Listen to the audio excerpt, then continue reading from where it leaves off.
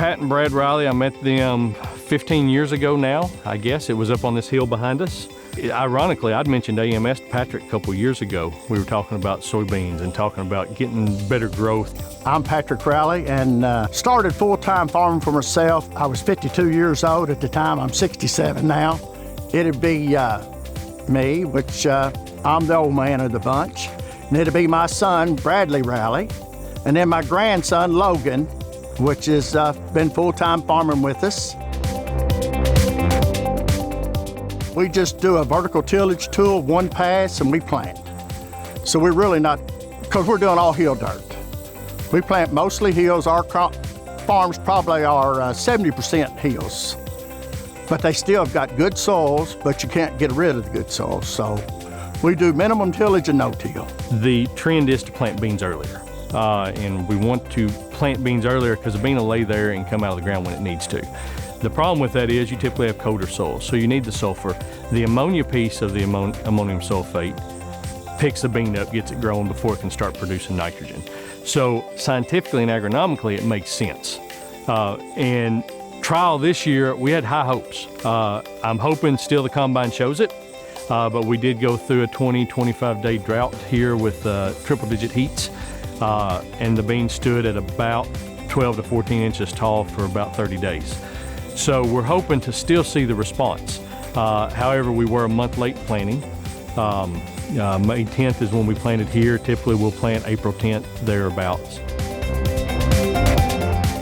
So we applied straight potash on the split side. Last year it had corn.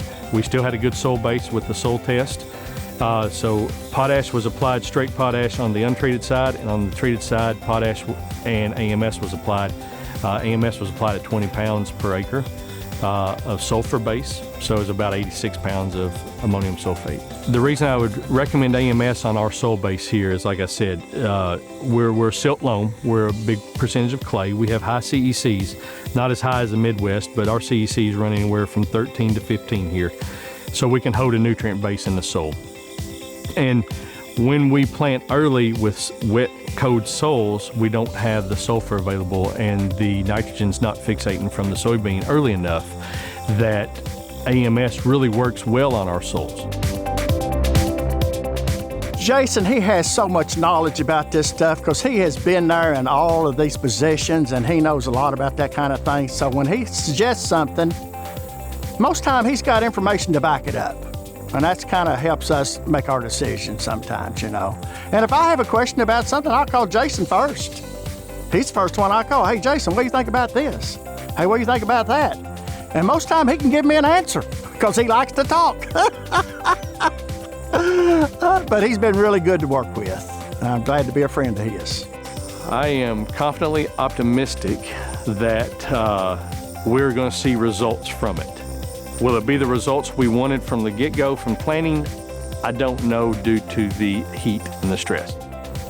I'm hoping to see it make us at least 10 bushel, and I'm hoping it does better than that. But if it's made it, from what I have seen so far, it makes it look like it's a stronger looking bean. And the stronger the bean, the more pod you're gonna have. So that's kind of what we're looking at right now. And if the AMS will work, then we'll go 100% AMS, because if we see the yield advantage, you know, if you see where it's going to pay for itself and then put money in your pocket, you got to do it. You know, I'm hoping we can see some $15 beans. Right now, they're down to 13 something.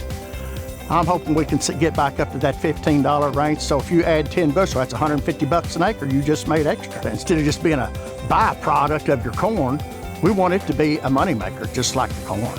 We got to try new things. If you're going to stay in the farming business, you got to try new things. And if you don't try new things, then you're not going to go nowhere.